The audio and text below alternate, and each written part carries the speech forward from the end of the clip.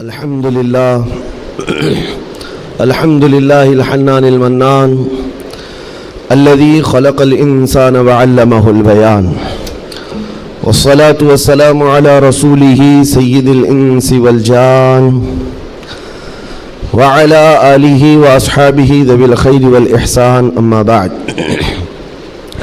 فأعوذ بالله من الشيطان الرجيم بسم الله الرحمن الرحيم ومن يبتغي غير الإسلام دينا فلن يقبل منه وهو في الآخرة من الخاسرين صدق الله مولانا العظیم۔ بارگاہ رسالت مآب صلی اللہ تعالی علیہ وسلم میں ایک بار درود پاک کا ہدیہ پیش کریں۔ اللہم صلی علی سیدنا و مولانا محمد معدن الجود والکرم وآلہ واصحابہ الکرام وابنہ الکریم وبارک وسلم صلاة دائمة سرمدا ابدا۔ عزیزان گرامی وقار، ایک حدیث پاک ہے، رسول گرامی وقار صلی اللہ تعالی علیہ وسلم ارشاد فرماتے ہیں، ایمان کی حلاوت، ایمان کی لذت، ایمان کی جو شیرینی ہے، مٹھاس ہے، آپ کو ملی ہے یا نہیں ملی ہے یہ میں نہیں بتا سکتا ہوں، لیکن اگر پانا ہے اس کی لذت، اس کی حلاوت، ایمان کی مٹھاس ہوتی کیسے ہے، اس کے لیے حضور پاک صلی اللہ علیہ وسلم نے 3 علامتیں بتائی ہیں۔ جس شخص کے اندر یہ 3 باتیں آ جائیں تو پھر وہ ایمان کی لذت محسوس کر سکتا ہے، ایمان کی مٹھاس اسے مل سکتی ہے۔ ایمان جو ہے صرف داڑھی ٹوپی کا نام نہیں ہے، جبہ کرتے کا نام نہیں ہے، ایمان صرف جھنڈا لے کر گھومنے کا نام نہیں ہے، ایمان ایک الگ کیفیت ہے جس کا سرور بندے کو ملتا ہے، جس کی لذت اور جس کی شیرینی کو وہ بتا نہیں سکتا، اور وہ کیسے حاصل ہوتی ہے؟ 3 چیزیں میرے آقا فرماتے ہیں۔ پہلی چیز، اللہ اور اس کے رسول سے سب سے زیادہ محبت کرتا ہو، پہلی چیز۔ اور دوسری چیز یہ ہے کہ جس سے بھی محبت کرتا ہے دنیا میں وہ صرف اللہ اور اس کے رسول کے لیے کرتا ہے۔ تیسری چیز ہے، کفر میں واپس لوٹنے کو اتنا سخت سمجھتا ہو جیسے آگ میں ہاتھ ڈالنے کو سخت سمجھتا ہو۔ آگ میں ہاتھ ڈالنا کسی کے لیے آسان ہوگا، لیکن کفر و شرک کی طرف جانے کو سخت ناپسند کرتا ہو۔ یہ 3 چیزیں اگر تمہارے اندر آ گئی تو ایمان کی لذت مل جائے گی، ایمان کی مٹھاس مل جائے گی۔ زندگی میں سب سے زیادہ پرائیورٹی کس چیز کو ہو؟ اللہ اور اس کے رسول کو۔ دوسری چیز، دنیا میں جس سے بھی تعلق بنے گا وہ صرف اللہ اور اس کے رسول کے لیے بنے گا۔ تیسری چیز، کفر کی طرف کبھی لوٹنا پسند ہرگز نہ کرے، بلکہ کفر کا نام سنتے ہی اس کے اندر ایسی ہیبت آ جائے کہ میں آگ میں ہاتھ ڈالنا تو پسند کروں گا لیکن کفر کی طرف ہرگز نہیں جا سکتا۔ یہ 3 چیزیں تمہارے اندر ہیں یا نہیں، آپ آبزرو کر لیں، خود آپ اس کا احتساب کر لیں کبھی بیٹھ کر کے کہ میں زندگی میں سب سے زیادہ کس سے محبت کرتا ہوں۔ اگر اللہ اس کے رسول سے سب سے زیادہ محبت کرتے ہو تو اس کا مطلب ہے کہ پہلی چیز تمہارے اندر آ گئی ہے۔ اور اپنے تعلقات کو دیکھ لو، جس سے بھی آپ کے تعلقات ہیں وہ اللہ اس کے رسول کی رضا کے لیے ہے تو دوسری چیز بھی تمہارے اندر ہے۔ اور تیسری چیز بہت امپورٹنٹ ہے جو اس زمانے کے لیے ہے، کفر کی طرف لوٹنا اتنا ناپسند کرتا ہو جتنا آگ میں جانا بھی ناپسند نہ کرتا ہو۔ یعنی آگ میں جانا جتنا اس کے لیے ناپسند ہے، اس سے زیادہ کفر میں جانے کو ناپسند کرتا ہو۔ یہ چیز اگر آپ کے اندر ہے تو میرے عزیزو ایمان کی لذت مل جائے گی، ایمان کی مٹھاس مل جائے گی۔ اس دور کے حالات کے اعتبار سے میں اگر اب بات کروں، قرآن کی آیت تو 1400 سال سے یہ اعلان کر رہی ہے، وَمَن يَبْتَغِي غَيْرَ الْإِسْلَامِ دِينًا فَلَن يُقْبَلَ مِنْهُ۔ اسلام کے علاوہ کسی بھی دین کی طرف تم منہ بھی لگائے، توجہ بھی کیے تو قیامت کے دن پھر وہ سب سے بڑے گھاٹے میں ہوں گے، ہرگز قبول نہیں کیا جائے گا۔ میں بات یہاں سے شروع کرتا ہوں کہ آج لوگوں نے اس کو ہلکے میں لینا شروع کر دیا، چاپلوسی کرتے کرتے، خوشامد دوسروں کی واہواہی حاصل کرنے کے لیے کبھی پوجا پاٹ میں بھی شریک ہو گئے، کبھی ان کی رضا حاصل کرنے کے لیے ان کی محفل میں بھی بیٹھ گئے، اللہ اور اس کے رسول کو چھوڑ دیا۔ تمہارے دین میں کمی کس بات کی ہے؟ کتوں کو راضی کرنے کے لیے شیر کبھی کتا نہیں بنتا۔ ایک بات یاد رکھو، رسول پاک صلی اللہ تعالیٰ علیہ وسلم کا جو سپاہی ہے وہ ہر گھڑی ہر میدان میں سپاہی ہے. اسے کس چیز کی کمی ہے؟ کس چیز کی کمی ہے؟ جو عزت ملی ہے وہ نام مصطفیٰ سے ملی ہے. ایک صحابی ہیں حضرت نعمان، ایک بادشاہ کے ہاں گئے تھے ایمبیسیڈر بن کر کے، ترجمان حضور کے قاصد بن کر گئے تھے. بہت دور ملک تھا، میرے آقا مدینے میں ہیں، لیکن جانتے ہو اس بادشاہ نے آپ کے آنے کے لیے ریشم کا قالین بچھایا، سونے کی کرسی لگائی. لیکن وہ صحابی رسول جیسی آئے، اپنی تلوار سے انہوں نے ریشم کے قالین کو پھاڑ دیا، زمین پر چلنے لگے. اور کرسی جب سونے کی کلائی کی ہوئی کرسی بچھائی گئی ان کے لیے، بادشاہ نے بہت عزت دیا کہ محمد عربی کا قاصد آیا ہے، سفیر آیا ہے، لیکن انہوں نے کرسی کو بھی ٹھکرا دیا، کہا مجھے دوسری کرسی لاؤ. کیوں؟ صرف اس لیے. اس بادشاہ نے پوچھا کہ اتنا زیادہ غرور ہے عرب والوں میں، اتنا زیادہ ایٹیٹیوڈ ہے محمد عربی کے غلاموں میں، ان کے سفیروں میں؟ صحابی رسول نے کہا نہیں، نہ یہ غرور ہے نہ یہ تکبر ہے. میرے آقا صلی اللہ تعالیٰ علیہ وسلم نے فرمایا ریشم کا استعمال مرد کے لیے حرام ہے، سونے کا استعمال مرد کے لیے حرام ہے. تو میں مدینے میں رہوں تب بھی غلام ہوں، دنیا میں کہیں پر رہوں تب بھی میں غلام ہوں. انہوں نے پاس و لحاظ رکھا ہے نسبت رسول کا. تو پھر وقت کے بادشاہوں کو بھی انہوں نے جھکنے پر مجبور کیا ہے. کس چیز کی کمی ہے مسلمانوں تمہارے پاس؟ کون سی دولت کی کمی ہے؟ سب سے بڑی دولت تو تمہارے پاس یہ ہے. آج تک ایک بہت بڑی بات میں بتاؤں آپ کو، یہ آپ کی مسجد کے امام ہیں، محبت چاہے جتنی بھی کرتے ہو آپ ان سے، عقیدت جتنی بھی کرتے ہو، ایک دن ان سے کہہ دینا مولانا عبد الکریم اپنے باپ کا نام لے کر لوگوں کو رکوع میں جھکا کے دکھائے. لوگوں کو اللہ اکبر کہنے کی بجائے اپنے باپ کا نام یا بادشاہ کا نام لے کر سجدے میں جھکا کر کے دکھائے. کوئی جھک سکتا ہے؟ ارے بادشاہ وقت بھی یہاں آ کر کھڑا ہو جائے اور کہے میرے نام سے جھک جاؤ، مجال ہے کوئی ایک بھی پیشانی جھکے گی؟ نہیں جھکے گی. ہاں اگر ایک کمزور کسان کا بچہ بھی حافظ قرآن ہو اور آ کر مصلی پر صرف اللہ کا نام لے، سب کی پیشانیاں جھکتی. یہ خاصہ ہے اس قوم کا کہ اس قوم کو اگر جھکایا جا سکتا ہے تو صرف اللہ کے نام پر، باقی کسی کے نام پر یہ پیشانی نہیں جھکتی ہے.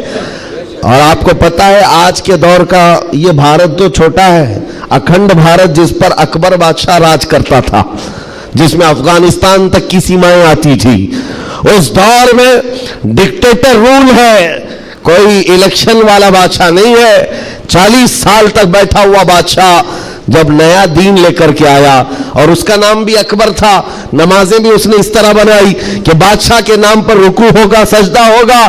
میرے عزیزوں، ایسا تمکنت اور ایسے جلال والا بادشاہ، لاکھوں کی فوج ہے اس کے پاس، بڑے بڑے راجے مہاراجے آنکھ نہیں ملا سکتے تھے. لیکن جب اس نے یہ کہا کہ عبادت میں بادشاہ کے نام پر جھکنا ہوگا، صرف 25 سال کی عمر کا مجدد الفسانی کھڑا ہو گیا، کہا نہیں یہ پیشانی جھکے گی تو صرف اللہ کے نام پر. حد ہو گئی میرے عزیزوں. بادشاہ وقت جس کے پاس سارا جبر طاقت ہے نہیں جھکا سکا. اور جھکانے کے لیے اس نے ایک بار کیا کیا، دربار میں اتنا چھوٹا سا دروازہ بنایا کہ آنے والا جھک کر کے ہی آئے. جو بھی دربار میں آئے وہ جھک کر، سیدھا آ نہیں سکتا تھا، اتنی چوکھٹ چھوٹی بنا دی. مجدد صاحب رحمت اللہ تعالیٰ علیہ کو بلایا گیا تھا دربار میں کہ یوں تو یہ جھکتا نہیں، لیکن دربار میں آنا ہے تو کیسے آئے گا. جب وہ قریب پہنچے دیکھا کہ اتنی چھوٹی چوکھٹ بنی ہوئی ہے اور یہاں جانے کے لیے رکوع کی حالت میں جانا پڑتا ہے. وہ اللہ رب العزت کا ایسا بندہ، رسول پاک کا سپاہی، اپنے دین کا محافظ، دیکھتا ہے جانا ہے ٹھیک ہے جائیں گے، لیکن جس وقت داخل ہونا تھا وہ نہ جھکے، نہ ہی رکوع کیا، نہ ہی پیشانی جھکائی، پہلے پیر اندر ڈال دیا، پیر اندر ڈال دیا.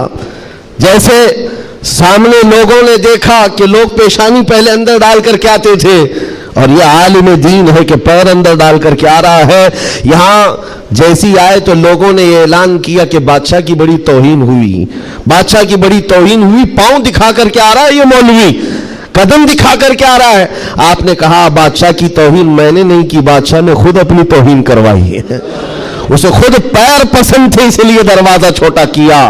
अजीजान गिरामी वक़ार, तुम्हारे पास किस चीज की कमी है? अल्लाह ताला ने ये खुसूसियत अता की है, ये पेशानी कभी किसी गैर के सामने नहीं झुकती है, नहीं झुकती है। करोड़ों के सामने थोड़ी ताकत और कुव्वत की पूजा करने वाली ये कौम नहीं है।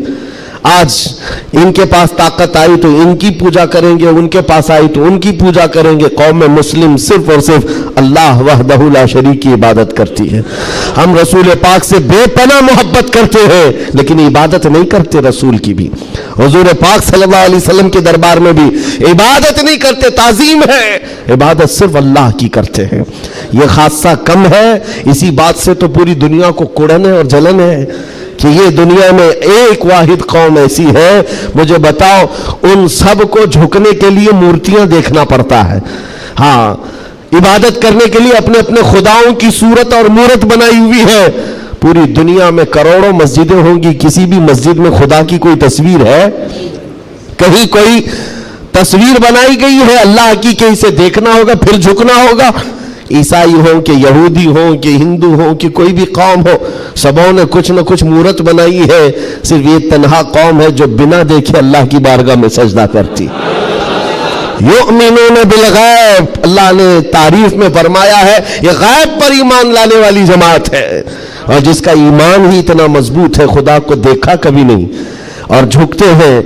आज तक इमाम साहब के पैजामे को लेकर सवालात होते रहे, इमाम साहब के आने जाने को लेकर सवालात होते रहे। कोई एक बंदा भी मुझे बताओ आकर इमाम साहब से कहता है हर दिन आप झुकाते हैं, कभी अल्लाह को दिखाते क्यों नहीं? कोई नहीं पूछता। हर एक को पता है हमारा ईमान ही है गैब पर ईमान लाने वाली कौम। अज़ीज़ान गिरामी वक़ार, अब मैं आगे बात करता हूं। जब इतनी खुसूसियात तुम्हारे पास है तो फिर अगर चेहरा किसी और की तरफ जाए तो मैं समझता हूं दुनिया का बदतरीन आदमी है, बदनसीब आदमी है, जिसको अल्लाह ने सबसे बड़ी नेमत दी थी और वो ठुकरा करके दूसरों की झोली में चला गया। इसीलिए कुरान कहता है वमन यब्तगी गैरल इस्लामी दीनन फलन युक़बल मिन, जो इस्लाम के अलावा किसी दूसरे दीन की तरफ फिर गया क़यामत के दिन हरगिज उसे कबूल नहीं किया जाएगा। वहुवा फिल आखिरति मिनल खासिरीन, वो आखिरत में बहुत बड़े घाटे में होगा। मैं एक मिसाल देता हूं आपको। एक जो घटना घटी है, एक हादसा, मक्का मुकर्रमा का एक हादसा जो लिखा हुआ है किताबों में। कब्रिस्तान में एक वहां पर जब किसी का इंतकाल हुआ, एक साहब है, वो हाजी हैं, वो कहते हैं कि जब कब्रिस्तान में हम गए तो दफन करने के लिए कब्र में कब्रिस्तान की सारी चीजें भरी हुई थी। तो लोगों ने एक कब्र बताई, एक हाजी साहब का इंतकाल हुआ था, कहा कि इनको इसी कब्र में दफन करना है। लोगों ने कहा यहां एक आलिम दीन की कब्र है। अब मक्का मुकर्रमा के कब्र ऐसे हैं कि 6 महीने साल भर के बाद खुल जाते हैं, और मुंबई वालों को समझाने के लिए आसान भी है कि यहाँ पे भी खोल दी जाती हैं, जगह की किल्लत है। तो जब दफन करने के लिए उस आलिम दीन की कब्र खोली गई तो वहां वो आलिम दीन नहीं है, वो एक जवान लड़की सोई हुई है, एक नौजवान लड़की है।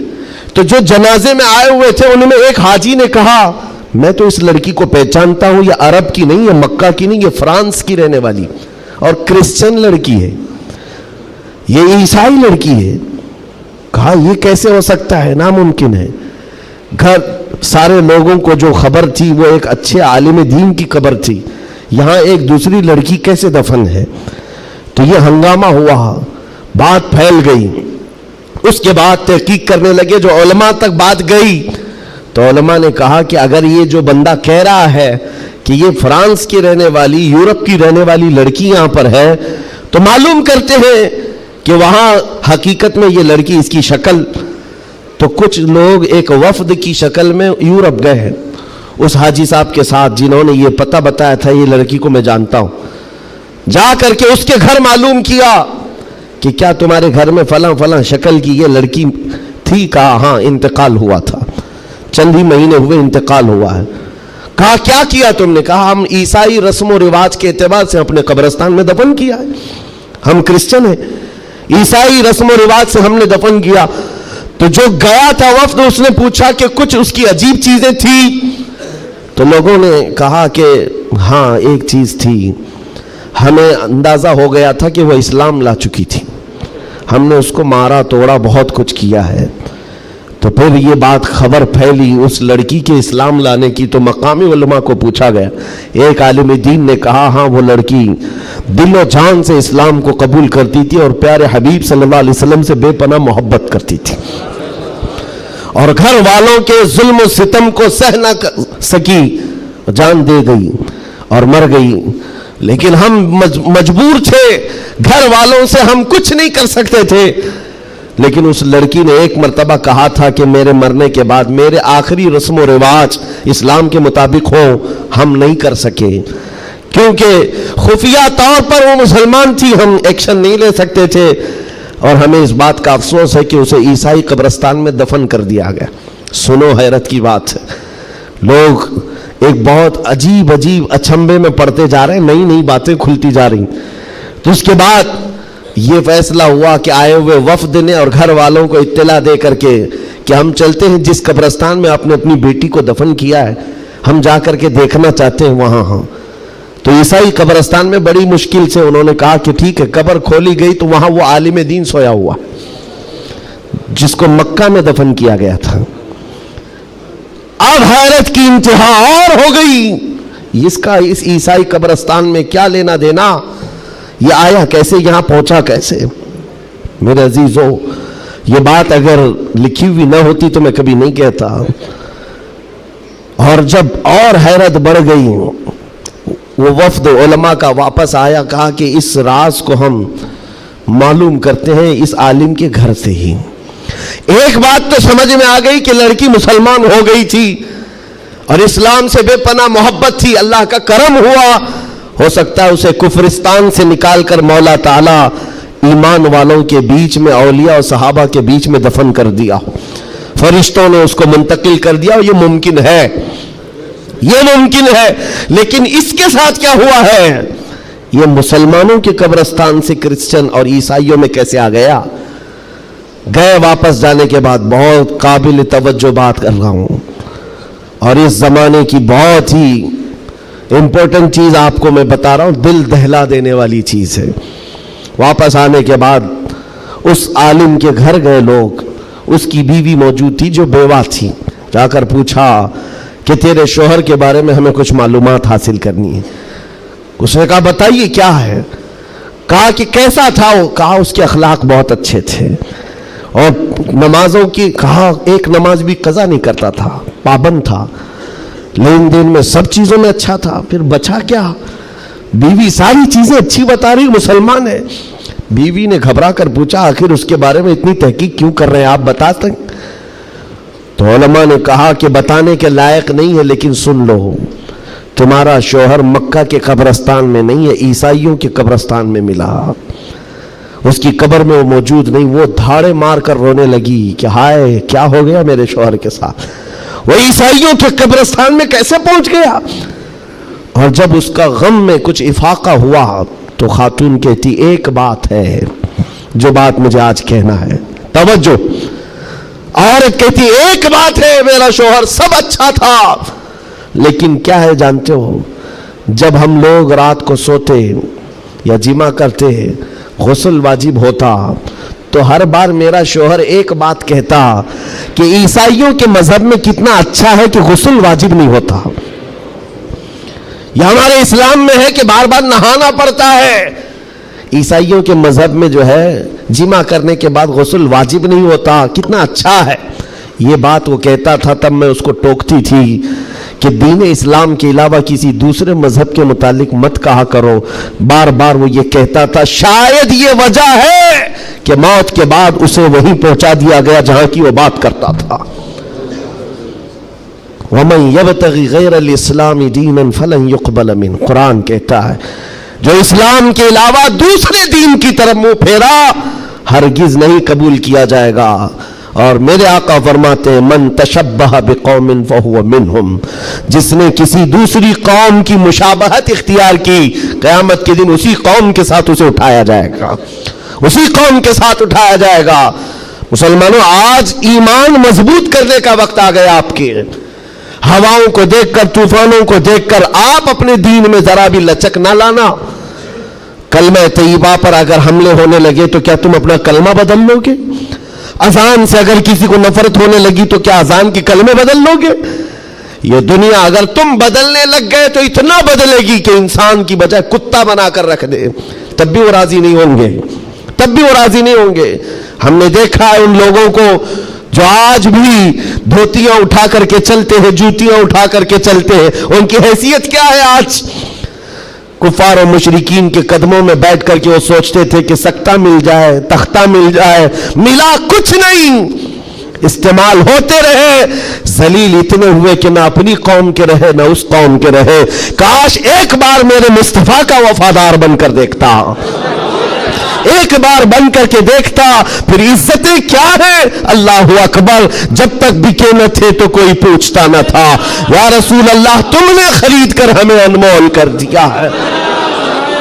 حضور کے قدموں میں جو عزت ہے وہ کہیں نہیں مل سکتی۔ تخت کے لیے، سکتے کے لیے جو لوگ اپنا مشن بھول گئے، اپنا دین بھول گئے، اپنا ضمیر بیچ لیے، میرے عزیزوں بہت بڑے گھاٹے میں ہیں، بہت بڑے گھاٹے میں ہیں۔ زندگی میں ایک بات یاد رکھو، اسی لیے میں نے اسی حدیث سے یہ بات شروع کی۔ اللہ کے نبی فرماتے ہیں کفر کی طرف پلٹنے کو اتنا ناپسند کرتا ہو جتنا آگ میں ہاتھ ڈالنے کو ناپسند کرتا ہو، آگ میں ہاتھ ڈالنے کو ناپسند کرتا ہو، اتنا سخت و ناپسند کرتا ہو، تب جا کر کے اس کو ایمان کی لذت ملے گی، ایمان کی حلاوت ملے گی۔ آج اپنے بچوں کو بھی یہ نصیحت کرو، کفر کی آندھیاں چلی ہوئی ہیں، تمہارے بچوں کو اسکولوں میں کب کافر بنا دیا جاتا ہے پتہ ہی نہیں چلتا، کب تمہیں کون سے بھجن سکھائے جائیں، کون سے گیت سنائے جائیں جس کی وجہ سے بندہ کافر بن جاتا ہے، اسلام سے اس کا تعلق ہی ختم ہو جاتا ہے۔ اپنے بچوں کو اس بات کی تو تلقین کر کے جاؤ، بیٹا ہر چیز قربان کی جا سکتی ہے لیکن ایمان کا سودا نہیں ہوتا، ایمان کا سودا نہیں ہوتا۔ ایمان یہ اللہ تعالیٰ کی طرف سے دی ہوئی ایسی بڑی نعمت ہے، کروڑوں ہیں دنیا میں مگر مولا نے تمہیں چنا ہے دین اسلام کے لیے، اور اس میں بھی مسلمانوں میں بھی اللہ کا کتنا بڑا احسان ہے، ہزاروں فرقے ہیں لیکن عاشقوں میں تمہیں چنا گیا ہے۔ ہاں، حضور کی محبت کرنے والے سپاہیوں میں تمہارا نام آتا ہے۔ اپنے تو اپنے غیر بھی آج کہتے ہیں کہ سب سے زیادہ اپنے نبی کو پکارنے والی کوئی قوم ہے تو اہل سنت و جماعت ہے۔ کیوں نہیں ہے؟ کہاں سے یہ نعرے لگتے ہیں لبیک یا رسول اللہ؟ وہ گوفے سے نہیں نکلتے اور وہ چندہ خور مولویوں سے نہیں نکلتے جو انگریزوں کے پالے ہوئے ہیں، یہ نعرے لگتے ہیں تو بریلی کے تاجدار کے قدموں سے ہیں۔ جو وابستہ ہے عاشقوں کی جماعت ہے وہی سے۔ دنیا کو یہ اچھی طرح سے معلوم ہے اپنے نبی سے سب سے زیادہ وابستہ کوئی قوم ہے اس روئے زمین پر تو اہل سنت و جماعت ہے، اہل سنت و جماعت ہے۔ اس چیز کا سودا کبھی ہونے مت دینا ہے میرے عزیزو، اس چیز کا سودا ہونے مت دینا۔ لوگ یہ کہتے ہیں سیکولر بن کر کے جینا چاہیے، یہ بھی اچھا وہ بھی اچھا، میں کہتا ہوں وہ تو منافق ہے۔ پھر سیکولر کا مطلب منافق ہے، دل میں کچھ اور رکھتا ہے سامنے کچھ اور دکھاتا ہے۔ اسلام میں یہ سیکولرزم نہیں ہے، اسلام یہ کہتا ہے لا اعبد ما تعبدون، میں اس کی عبادت نہیں کرتا جس کی تم کرتے ہو۔ جانتے ہو میرے آقا صلی اللہ تعالیٰ علیہ وسلم نے 2 ٹوک جملوں میں کہا تھا، ایسا نہیں ہے کہ مصلحت میرے آقا سے زیادہ کون جانتا ہے۔ آج لوگ یہ کہتے ہیں کہ سب حالات بنائے رکھنے کے لیے ہمیں کرنا پڑتا ہے، حالات بنائے رکھنے کے لیے تمہیں کرنا پڑتا ہے، یہ کیسی بات ہوئی؟ یہ وہ لوگ ہیں جو حالات بنائے رکھنے کے لیے اپنی ماں اور بہنوں کی عزت بھی داؤ پر لگا دیں گے۔ جب درندہ کوئی ڈاکو اس کو خوش کرنا ہو تو کیا تم اپنی عورتوں کا سودا کر سکتے ہو؟ غیرت مر گئی ہوگی ایسے بندے کی۔ حضور پاک کے پاس مشرکین آئے، یہ آپ کو میں بتا دیتا ہوں، قل یا ایھا الکافرون لا اعبد ما تعبدون، یہ سورہ پڑھتے ہیں کہ نہیں پڑھتے نماز میں؟ کب نازل ہوئی تھی آپ کو بتا دوں، یہ سورہ کب نازل ہوئی؟ حضور پاک صلی اللہ علیہ وسلم کے پاس مشرکین مکہ آئے اور کہا اے محمد صلی اللہ علیہ وسلم ایک کام کریں، آپ ہمارے خداؤں کو برا بھلا مت کہیے، ہم آپ کے دین میں آ جائیں گے، اسلام پر ہم بھی تھوڑا تھوڑا عمل کریں گے، لیکن جن کی ہم پوجا کرتے ہیں نا، عبادت کرتے ہیں، ان کو کچھ مت کہیے۔ حضور پاک نے فرمایا جو شرک ہے میں اس کو شرک کہوں گا، اللہ کے سوا کوئی دوسرے کی عبادت ہے ہی نہیں، اور اس بات کا میں اعلان کروں گا حضور آئے ہی ہیں شرک کو ختم کرنے۔ حضور نے فرمایا یہ نہیں ہو سکتا، تو پھر آپشن دوسرا مشرکین کی طرف سے کہا ایک کام کرتے ہیں, 1 سال آپ ہمارے خداؤں کی عبادت کریں, 1 سال ہم آپ کے خدا کی عبادت کریں گے, ہاں آدھا آدھا کریں گے. آج بہت سارے لوگ اگر یہ کرنے کی کوشش کر رہے ہو تو سن لیں, آدھا آدھا کریں گے, ہم بھی آپ کے یہاں جائیں گے, آپ بھی ہمارے یہاں آئیں گے. حضور پاک صلی اللہ تعالی علیہ وسلم نے فرمایا ہرگز نہیں ہو سکتا, تم چاند اور سورج میرے ہاتھ میں لا کر رکھ دو, میں اس کی عبادت نہیں کرتا جس کی تم کرتے ہو, میں پالنہار حقیقی کی عبادت کرتا ہوں. آخری آپشن جانتے ہو کیا کیا تھا, کیا دیا تھا انہوں نے؟ مشرکین نے کہا چلو محمد صلی اللہ علیہ وسلم آپ یہ بھی نہیں مانتے وہ بھی نہیں مانتے تو کم سے کم اتنا کرو کہ صرف اور صرف ہمارے خداؤں پر ایک بار ہاتھ رکھ دو, بس چھو کر کے چلے جاؤ. نبی پاک صلی اللہ علیہ وسلم سے صرف اتنا تقاضا تھا ان کا کہ آپ ہاتھ لگا کر چلے جائیں. یہاں تو سر جھکانے والے بھی موجود ہیں, ہاتھ لگا کر چلے جائیں. نبی پاک صلی اللہ علیہ وسلم جلال میں کہا ہاتھ لگانے کی بات, بلکہ میں تو نظر بھی اٹھا کر نہ دیکھوں, نظر بھی اٹھا کر نہ دیکھوں. تب اللہ تعالیٰ نے پوری سورہ نازل فرمائے, قل یا ایھا الکافرون لا اعبد ما تعبدون, اے محبوب آپ فرما دے اے کافروں میں اس کی عبادت نہیں کرتا جس کی تم عبادت کرتے ہو. یہ 2 ٹوک جملوں میں کہا گیا ہے. اور حالات ایسے بھی ہوئے میرے عزیزوں, چمتکار کو لوگ آج کہتے ہیں نا, جو بھی چمتکار ہوگا اس کی پوجا ہوتی ہے, عجیب و غریب چیز دکھے تو لوگ اس کو ایک افواہ کے شکل میں ایسا بناتے ہیں جیسے اس کا عقیدہ بن جائے.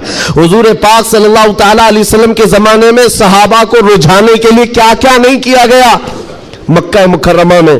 یہ حالات آئیں گے اس لیے مجھے یہ گفتگو کرنی پڑ رہی ہے تاکہ تم اپنے ایمان پر مضبوط رہو. ایمان نہیں تو کچھ بھی نہیں ہے. تمہارے دوسرے گناہ تو معاف کر دیے جائیں گے, کفر و شرک ہرگز نہیں معاف ہوتا. ان اللہ لا یغفر ان یشرک بہ ویغفر ما دون ذلک لمن یشاء. رب تعالیٰ فرماتا ہے شرک کو اللہ ہرگز معاف نہیں کرے گا, اس کے علاوہ جو بھی ہے اللہ معاف فرمائے گا. ایمان ضروری ہے. صحابہ کا ایمان ختم کرنے کے لیے کیا کیا گیا؟ اتفاق ایسا ہوا کہ مکہ میں ایک بھگوان بولنے لگ گیا. پتھر کی مورت تھی اور پجاری بیٹھا ہوا تھا, اچانک پتھر جو ہے بات کرنے لگ گیا اور بات کر رہا ہے. ظاہر سی بات ہے یہ عجیب و غریب چیز ہے نا, یہ اس دور میں ہے. ہاں اس دور میں مٹی سے بنائے ہوئے ان کے معبود نہیں ہوتے تھے, وہ پتھر کو تراش کر کے بناتے تھے. اور میں کہہ رہا ہوں حقیقت میں بول رہا تھا, ایسے نہیں ہے کہ ادھر سے دودھ پلا رہے ہو ادھر سے پانی نکل رہا ہو, وہ والا سسٹم نہیں ہے, بلکہ حقیقت میں پتھر بات کر رہا تھا. تب اور بات کر بھی کیا رہا ہے, حضور پاک صلی اللہ تعالی علیہ وسلم کو جھوٹا کہہ رہا ہے. نعوذ باللہ, معاذ اللہ رب العالمین. حضور کی شان میں گستاخی کر رہا پتھر. اب تو وارے نہیں آ رہے ان کی خوشیوں سے اچھل کود پر کہ دیکھو اب ہمارا خدا بولنے لگ گیا. سب سے بڑی دلیل ہے, لوگوں کو بلانے لگ گئے. واقعی بول رہا تھا. لوگ چمتکار دیکھتے ہیں تو سر جھکا لیتے ہیں, ارے حقیقت ہے پتھر بول رہا ہے, پتھر بول رہا ہے.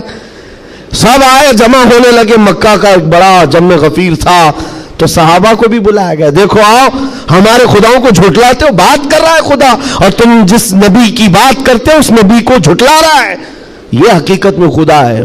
تم کہتے تھے نا کچھ نہیں کر سکتا, بول رہا ہے. صحابہ گئے. اب ان کے پاس کیا تھی؟ صحابہ دیکھ کر آئے حضور کی بارگاہ میں, کہا یا رسول اللہ صلی اللہ علیہ وسلم, غضب ہو گیا, ان کا خدا تو بول رہا ہے. حضور نے اس پر کوئی زیادہ ری ایکشن نہیں دیا. کہا کیا بول رہا ہے؟ کہا یا رسول اللہ سننے کے لائق نہیں, آپ کی شان میں گستاخیاں کہہ رہا ہے, جملے بک رہا ہے. کہا کون؟ پتھر. حضور نے فرمایا ہاں. حضور نے پوچھا پتھر؟ صحابہ نے کہا ہاں یا رسول اللہ. حضور نے فرمایا چلو ہم بھی سنتے ہیں, ہم بھی چلتے ہیں, جا کر دیکھیں گے. نبی پاک صلی اللہ تعالی علیہ وسلم تشریف لائے صحابہ کے ساتھ. صحابہ اکرام رضوان اللہ تعالی علیہم اجمعین بھی ساتھ میں ہیں. جب نبی کریم صلی اللہ تعالی علیہ وسلم وہاں قریب پہنچے تو وہ جو بت بول رہا تھا, بعد میں کر لے سکتے نا, جب وہاں پر حضور اکرم صلی اللہ تعالی علیہ وسلم پہنچتے ہیں تو دیکھا وہ بت خاموش ہو گیا, اب نہیں بول رہا ہے, چپ ہو گیا ہے. حضور آتے ہیں, پجاری سے پوچھتے ہیں, بہت اعلان کر رہے تھے, کہاں ہے क्या बोल रहा था? कहा बोल तो रहा था, सुबह से बोल रहा था, अभी चुप हो गया। हुजूर पाक ने फरमाया मैं भी सुनने के लिए आया हूं। अब वो पाँव में गिर पड़ा पुजारी, किसके? खुदा के। अरे हमारे खुदा बोल तो दो एक बार, जो सुबह से बोल रहे थे दोबारा बोलो, सुबह से बोल रहे थे दोबारा बोलो, क्योंकि अब जिल्लत थी। अब चुप हो गए, अब नहीं बोल रहा है। लोग जो खड़े थे वो भी गवाही दे रहे, नहीं सच में बोल रहा था, हमने भी सुना, हमने भी सुना। हुजूर पाक सल्लल्लाहु ताला अलैहि वसल्लम ने उस पुजारी को हटाया और कहा हटो, मैं पूछता हूं क्या बोल रहा था। हुजूर पाक सल्लल्लाहु ताला अलैहि वसल्लम करीब आए, पत्थर से कहा क्या बोल रहा था, बोल। पत्थर बोलने लगा अशहदु अल्ला इलाहा इल्लल्लाह व अशहदु अन्ना मुहम्मदन अब्दुहु व रसूलुहु। गवाही देता हूं कि अल्लाह के सिवा कोई माबूद नहीं, गवाही देता हूं कि मोहम्मद अल्लाह के रसूल हैं सल्लल्लाहु अलैहि वसल्लम। मेरे आका ने फरमाया यही बोल रहा था। अब तो औंधे मुंह गिर गए नीचे, कहा ये नहीं बोल रहा था। लेकिन अब हुजूर पाक सल्लल्लाहु ताला अलैहि वसल्लम ने पूछा बताओ क्या इसकी इस बात पर ईमान लाते हो, जो ये कह रहा है इस पर ईमान लाते हो? पुजारियों ने ऐलान किया और वावेला मचा, नहीं मोहम्मद ने जादू कर दिया सल्लल्लाहु अलैहि वसल्लम, नाउज़ बिल्लाह। जब बात ना बन पड़े, कैसा खुदा है जिस पर भी जादू चलता है? खुदा के ऊपर भी जादू चल गया है तो फिर बाकी बचा क्या है? हुजूर पाक सल्लल्लाहु ताला अलैहि वसल्लम वापस तशरीफ लाए। ऐसा हो सकता है? अब आपको मैं बताता हूं हकीकत क्या है। अगर तुम्हारी जिंदगी में कभी कोई बोलने लग जाए तो ईमान से हाथ मत धोना। हाँ, कोई झाड़ भी बोलने लग जाए, दरख्त बोल ले, पत्थर बोलने लग जाए, तो तुम्हें पहले से मैं बता रहा हूं ईमान से हाथ मत धोना। हो सकता है ये चीजें हो। अब तो करंट का जमाना है, बैटरी लगा करके कुछ भी बोला जाए, लेकिन उस दौर की बात कर रहा हूं जब कोई बैटरी और सेल नहीं थी। अब तो गुड्डी गुड़िया भी बोलती है। उस दौर में क्या हुआ, क्या था, पत्थर बोला कैसे? नबी पाक सल्लल्लाहु ताला अलैहि वसल्लम वापस तशरीफ ले जा रहे थे, बीच रास्ते में मेरे आका खड़े हो गए। एक साहब आए जंगल की तरफ से, उनके हाथों में तलवार थी, खून था। नबी पाक सल्लल्लाहु अलैहि वसल्लम उनसे गुफ्तगू करते रहे, फिर वो अचानक गायब हो गए। पूछा साहबा ने कौन थे? हुजूर फरमाते हैं वो जिन्नात में से मेरे एक सहाबी हैं, जिन्नात में ईमान लाए हुए। हुजूर से पूछा साहबा ने क्या मामला है? कहा उस मेरे सहाबी ने खबर दी कि एक मुशरिक और काफिर जिन था जो पत्थर में जाकर के बोल रहा था, पत्थर में जाकर वो बोल रहा था, जिन की आवाज थी और काफिरों को लुभा रहा था, आपके खिलाफ बोल रहा था।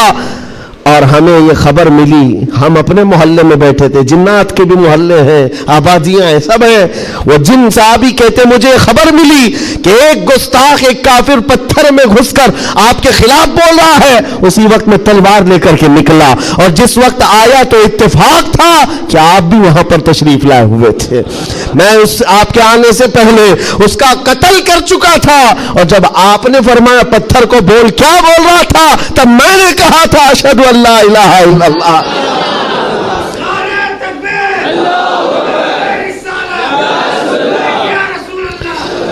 मेरे अजीजों एक बात याद रखो, सहाबा इकराम के सामने ये भी आजमाइश आई, लेकिन वो टस से मस नहीं हुए, टस से मस नहीं हुए। वो अपने ईमान पर जमे रहे, इस्तिकामत का वो पहाड़ बन करके कायम रहे।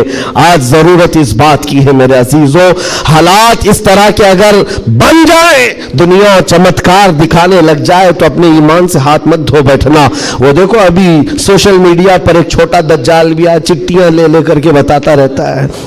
छोटा दज्जाल, बड़ा दज्जाल आना बाकी है, जो पानी बरसा के भी दिखाएगा, सब्जा उगा करके भी दिखाएगा, और एक आदमी को मार कर जिंदा करके भी दिखाएगा। यह हदीस पाक में है। तुम अभी छोटे दज्जालों पर बिक गए तो बड़े दज्जाल के साथ क्या होगा? इसलिए आज जमे रहो। अरे चिट्ठियां ये तो बहुत पुरानी बात है, फेंको पीठ पीछे, कहो हमें हमारे नबी ने बड़े दज्जाल के लिए भी पहले से तैयार फरमाया। हम ईमान रखते हैं अल्लाह की जात पर, हम ईमान रखते हैं अल्लाह की जात पर कि वो मौत और हयात का मालिक सिर्फ रब्बे जुल जलाल है। मेरे अजीजों ये हालात पर मैंने सिर्फ इसलिए बात की कि आप क़यामत के करीब जो होने वाला है, हुजूर फरमाते हैं वैलुल लिल अरब मिन शर्रिन क़द इक़तरब। हुजूर पाक फरमाते अरबों के लिए तबाही है कि अनकरीब वो एक ऐसी बुराई की तरफ जाएंगे जो उनको जहन्नम में ले जाएगी। अरबों के लिए اور حضور صلی اللہ علیہ وسلم نے یہ بھی فرمایا، حدیث پاک ہے، قیامت اس وقت تک نہیں آئے گی جب تک کہ عرب کے کچھ قبیلے بت پرستی نہ کرنے لگ جائیں۔ عرب میں ہوگا ہی، عرب میں بت پرستی ہونے لگ جائے گی، مشرکین وہاں پیدا ہو جائیں گے۔ یہ حدیث میں 1400 سال پہلے میرے آقا نے فرمایا۔ تو تم کبھی ان کو جبے کبوں میں دیکھ کر، پوجا پاٹ کو دیکھ کر یہ مت سمجھنا اسلام فلیکسیبل ہے، اسلام میں سب کچھ ہو سکتا ہے۔ وہ تو آپ نشے کے اڈے بھی کھول لیں گے اور کھول رہے ہیں۔ شراب پر سے پابندی ہٹا کر کے سعودی عرب میں اب شراب بیچنے پر بھی بات آ گئی، عورتوں کا حجاب ختم ہے، مشرکین کا داخلہ ممنوع تھا، لیکن اب مدینہ رسول میں بھی مشرکین کا آنا اور اس کی اجازت دے دی گئی ہے۔ یہ ساری قیامت کے قریب کے حالات جو حضور نے پہلے بیان فرمائے۔ میرے آقا نے فرمایا ہے یہ عرب اس برائی کی طرف جا رہے ہیں جو ان کو جہنم میں لے جانے والی ہے، اور قیامت سے پہلے یہ ہوگا، لیکن ان کے یہ سارے کارنامے ہمارے لیے دلیل نہیں ہے۔ حرم مکہ کا امام کیا کرتا ہے یہ ہمارے لیے دلیل نہیں، صدیق اکبر کیا کہتا تھا وہ ہمارے لیے دلیل ہے، فاروق اعظم کیا کہتا تھا وہ دلیل ہے، عثمان غنی اور حیدر کرار کیا کہتے تھے وہ دلیل ہے۔ یہ بکے ہوئے لوگ اگر منبر پر چڑھ گئے تو ان کے خد و خال دیکھ کر کے تم مت بگڑ جانا۔ یہاں سے حالات ایسے ہو سکتے ہیں، خانہ کعبہ کے منبر پر کھڑے ہونے والا امام بھی اسرائیل کی فتح کے لیے دعا کر سکتا ہے، یہ ایمان بیچے ہوئے لوگ آ سکتے ہیں، اس لیے کہ یزید کا دور بھی آیا ہے، کرامتہ کا دور بھی آیا ہے، باطل قوتوں کا دور بھی آیا ہے جب انہوں نے کعبے کی امامت کی ہے، لیکن اہل سنت و جماعت ہمیشہ اس بات پر قائم رہے ہیں ان لوگوں سے ہمارا دین نہیں چلتا، اللہ اور اس کے رسول کی حقانیت اور قرآن سے ہمارا دین چلتا۔ اور ایک بات آخری، اسلام اپنا دفاع خود کرتا ہے، اسلام اپنا ڈیفینس خود کرتا ہے۔ کفار و مشرکین کو اگر یہ لگتا ہے کہ مسلمان سوئے ہوئے اسلام کا کچھ بھی کر لیں گے، یہ ناممکن ہے، پاسبل نہیں۔ ہم جیسے کروڑوں بھی سو گئے تب بھی اسلام قائم رہے گا۔ اسلام اپنا ڈیفنس خود کرتا ہے، کیوں؟ اس لیے کہ یہ انسانوں کا بنایا ہوا دین نہیں ہے، خلاق کائنات کا دین ہے۔ اور قرآن میں رب تعالیٰ نے فرمایا یریدون لیطفئوا نور اللہ بافواہہم، لوگ اپنے منہ کے پھونکوں سے اسلام کا چراغ بجھانا چاہتے ہیں اور اللہ اپنا چراغ مکمل کر کے رہے گا۔ وَلَوْ كَرِهَ الْكَافِرُونَ، اگرچہ کافر ناپسند کرے۔ اور ایک بات سن کر کے جائیں، میرے رب کا وعدہ ہے قرآن پاک میں، یہ دین اسلام پوری دنیا پر غالب آ کر رہے گا، آ کر رہے گا۔ یہ بات میں نے کئی جگہ اسٹیجوں پر کی تو کچھ لوگوں نے کہا بھی تھا جو نان مسلم ہیں، انہوں نے کہا تھا کہ یہ مولانا ایسے بیٹھ کے چلا رہا ہے، حالات دیکھتا نہیں ہے، فلسطین میں ان کے ٹکڑے ہو رہے ہیں، شام کو تباہ کر کے رکھ دیا گیا ہے، عراق میں ان کے جنازے نکلتے ہیں، افغانستان کو توڑ کر رکھ دیا گیا ہے، اور یہ مولانا چلا کر کہتا ہے اسلام پوری دنیا میں غالب آ کر رہے گا۔ یہ اپنا محلہ نہیں بچا پاتے، پوری دنیا کی بات کرتے ہیں۔ ظالموں تمہیں خبر کیا ہے، اسلام زندہ ہوتا ہے ہر کربلا کے بعد۔ تاریخ یہ بتاتی ہے اگر اسلام کو ختم ہونا ہوتا رسول اللہ کے نواسی کی شہادت کے بعد ختم ہو جاتا، علی اصغر علی اکبر کی شہادت پر ختم ہوتا، جب رسول اللہ کے گھرانے کی شہادت پر اسلام نہیں رکا، ہمارے ہزاروں کے قتل پر کبھی اسلام نہیں رک سکتا۔ ایک غزہ ایک فلسطین کیا، ہزاروں غزہ تم اس زمین پر قائم کر کے دکھا دو، تب بھی میرا چیلنج ہے، اسلام تھا، اسلام ہے اور اسلام رہے گا۔ اسلام تھا، اسلام ہے، اسلام رہے گا۔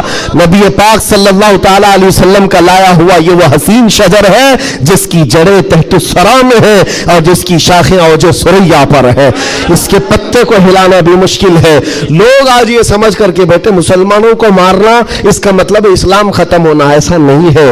مسلمانوں کا قتل اسلام کا قتل نہیں ہے، مسلمان اس کی حفاظت کے لیے نہیں ہے میرے عزیزو، اللہ اس کی حفاظت فرما رہا ہے، اللہ اس کی حفاظت فرما رہا ہے، اور آپ سب کی ذمہ داری یہ ہے، آپ سب کی ذمہ داری ہے۔ ایک سوال کا جواب اور بھی، کسی کے ذہن میں یہ چیز آتا ہے، یہ سوال آتا ہے تو اس کے اطمینان کے لیے کہہ رہا ہوں، بار بار یہ کہتے ہیں اچھا آپ کا دین حق پر ہے، آپ کا خدا حق ہے، آپ کا رسول حق ہے، تو اتنے مارے کیوں جاتے ہیں تم لوگ؟ یہ سوال کرتے ہیں کچھ گیدڑ بھپکی لوگ، ایسے سوال کرتے کیوں تم لوگ سب جگہ مارے جاتے ہو؟ ان کو ایک ہی بات کہنا، میرے عزیز تجھے پتہ نہیں ہے ہم پروانے ہیں، مرنے کے لیے ہی پیدا ہوتے ہیں۔ پروانہ کس کام کے لیے ہوتا ہے؟ شمع کے ارد گرد گھومتا ہے اور اپنی جان دے دیتا ہے، اور اگر جان نہیں دیتا تو اسے پروانہ بھی نہیں کہا جاتا۔ پورے مسلمان مصطفیٰ کریم کے پروانے ہیں۔ تو شمع رسالت ہے، عالم تیرا پروانہ، تو شمع رسالت ہے یا رسول اللہ، عالم تیرا پروانہ۔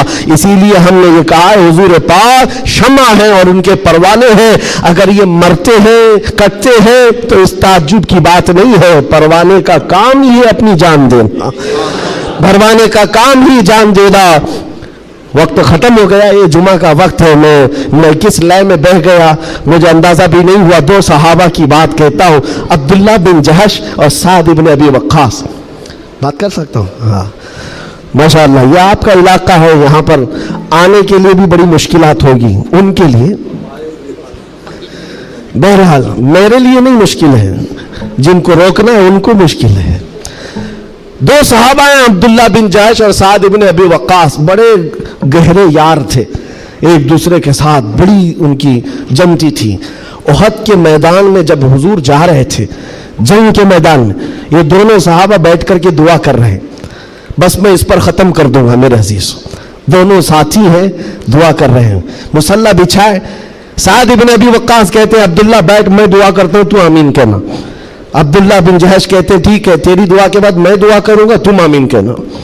دوسرے دن جنگ ہے، سعد بن ابی وقاص دعا کرتے ہیں اللہ کل تیرے رسول کے دین کی حمایت کے لیے میں اتروں گا، تیرے نبی کے دین کی حمایت کے لیے ان کی صفوں میں جاؤں گا، مولا میری اتنی دعا ہے میرا سامنا کسی ایسے بڑے پہلوان سے کر، میرا سامنا دشمنوں کے ایسے بڑے پہلوان سے کر جو سب سے بڑا پہلوان ہو۔ اور خواہش تو دیکھو دعا میں کیا کہہ رہے ہیں سعد بن ابی وقاص، اے اللہ میں چاہتا ہوں کبھی اس کو سامنے سے ماروں، کبھی دائیں سے ماروں، کبھی بائیں سے ماروں، کبھی پیچھے سے، اور اس کے بعد گرا دوں اور سینے پر چڑھ کر کہوں لبیک یا رسول اللہ، یعنی اسلام کا پرچم بلند کرو۔ یہ ان کی دعا تھی۔ عبداللہ بن جہش آمین کہہ رہے تھے، اس کے بعد عبداللہ بن جہش کہتے اب میں دعا کرتا ہوں تو آمین کہہ۔ اللہ اکبر، ان کی دعا کیسی ہے، اللہ اللہ، حدیث میں پڑھتا ہوں میری آنکھیں بھیگ جاتی ہیں۔ عبداللہ بن جہش کہتے ہیں اے اللہ کل تیرا رسول میدان میں اتر رہا ہے، اور احد کے میدان میں جب میں تیرے دین کی حمایت کے لیے اتروں تو دشمنوں کی طرف میں بڑھ کر چلا جاؤں، تیری محبت میں، تیرے نبی کی محبت میں۔ کبھی کوئی دشمن مجھے سامنے سے مارے، کبھی دائیں سے مارے، کبھی بائیں سے مارے، کبھی پیچھے سے مارے، اور تیرے محبت میں مولا، تیرے رسول کی محبت میں ہر جگہ سے زخم کھاؤں اور پھر میں شہید ہو جاؤں اسلام زندہ باد کہتے ہوئے، اسلام کی بلندی کا نعرہ لگاتے ہوئے شہید ہو جاؤں۔ ایک مارنے کی دعا کر رہا ہے، ایک مرنے کی دعا کر رہا ہے۔ یہ رسول اللہ کے پروانے ہیں۔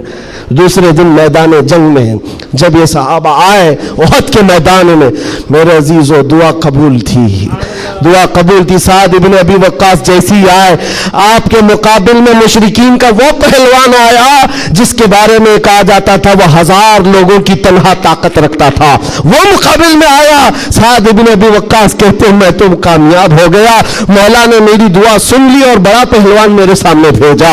اور پھر تیر جب چلاتے تھے اور تلوار چلاتے تھے ان کی دعا کے مطابق ہی اس بڑے پہلوان کو کبھی دائیں سے مارا، کبھی بائیں سے مارا، کبھی سامنے سے مارا۔ اور سعد بن ابی وقاص کی تلوار اور ان کی تیر کا اندازہ کر سکتے ہو، یہ تنہا صحابی ہے، جب تیر چلاتے تھے میرے آقا پیچھے سے کہتے تھے بیابی انت و امی علمی یا سعد، اے سعد تیر چلا میرے ماں باپ تجھ پر قربان ہو۔ ساری دنیا کہتی یا رسول اللہ میرے ماں باپ آپ پر قربان، لیکن اللہ کا رسول کہتا ہے اے سعد تیر چلا میرے ماں باپ تجھ پر قربان۔ اب پھر تیر کی طاقت کا اندازہ کیا ہوگا، ڈھیر ہو گیا دشمن، ڈھیر ہو گیا بڑا پہلوان، سینے پر چڑھ کر کہا اسلام تھا، اسلام ہے، اسلام رہے گا۔ میرے عزیزوں اس کے بعد جب جنگ کا خاتمہ ہوا شام کے وقت، یہ جنگ شکست میں بدل گئی تھی، پہلے فتح ہوئی پھر شکست ہوئی، 70 صحابہ شہید ہوئے۔ سعد بن ابی وقاص वो ढूंढते रहे मेरा जिगरी यार कहाँ है, अब्दुल्ला बिन जहश कहाँ है। अपना जिगरी यार जिसके साथ उठते बैठते, जिनके साथ बैठकर लंबी बातें होती थी, ढूंढने पर निकले तो किसी ने कहा तुम्हारा जिगरी यार तो शहीद हो गया, शहीद हो गया। हजरत साद इब्न अबी वक्कास के दिल पर लगी बात, जिसका गहरा दोस्त इंतकाल कर जाए उसकी दुनिया इधर से उधर हो जाती है। साद इब्न अबी वक्कास कहते मैं देखना चाहता हूं मेरे जिगरी यार को। ढूंढते हुए आए, लोगों ने कहा अब्दुल्ला बिन जहश को मानना पड़ेगा, ऐसा लड़ा कि नरगे में चला गया। साद इब्न अबी वक्कास पूछते क्या हुआ इनके साथ। लोगों ने रोते हुए कहा अब्दुल्ला बिन जहश को लोग दाएं से भी मार रहे थे, बाएं से भी मार रहे थे, सामने से भी मार रहे थे, पीछे से भी मार रहे थे, मारते मारते शहीद किया। उनके जिस्म के 80 टुकड़े कर दिए थे, 80 टुकड़े। उनके टुकड़ों को रस्सी में पिरोकर काफिरों ने हार बनाकर पहन लिया। हजरत साद इब्न अबी वक्कास करीब आते हैं और जिस्म के उनके टुकड़े जमीन पर गिरे हुए थे, जो गरम गोश्त था उठाया। साद इब्न अबी वक्कास कहते अब्दुल्ला तू मुझे छोड़कर चला गया, लेकिन कल रात हमने दुआ की थी, अल्लाह ने मेरी दुआ भी कबूल की, तेरी दुआ भी कबूल की। सुनो ऐ मुसलमानों, साद इब्न अबी वक्कास कहते हैं मैंने जो दुआ की थी अल्लाह ने वो कबूल किया, बड़ा दुश्मन मेरे सामने लाया, और तूने जो दुआ की थी अल्लाह ने वो भी कबूल किया, मगर कसम रब्बे जुल जलाल की ऐ अब्दुल्ला मेरी दुआ से तेरी दुआ कई दर्जे अफजल है, इसलिए कि मारने की बात अलग है, हुजूर की मोहब्बत में मर जाने का मजा अलग होता है। जान है इश्क मुस्तफा रोज फजू करे खुदा, जिसको हो दर्द का मजा नाज़े दवा उठाए क्यों, फिर के गली गली तबाह ठोकरे सबकी खाई क्यों, दिल को जो अक्ल दे खुदा तेरी गली से जाए क्यों। व आखिर दावाना अनिल हम्दुलिल्लाहि रब्बिल आलमीन, लब्बैक या रसूल अल्लाह।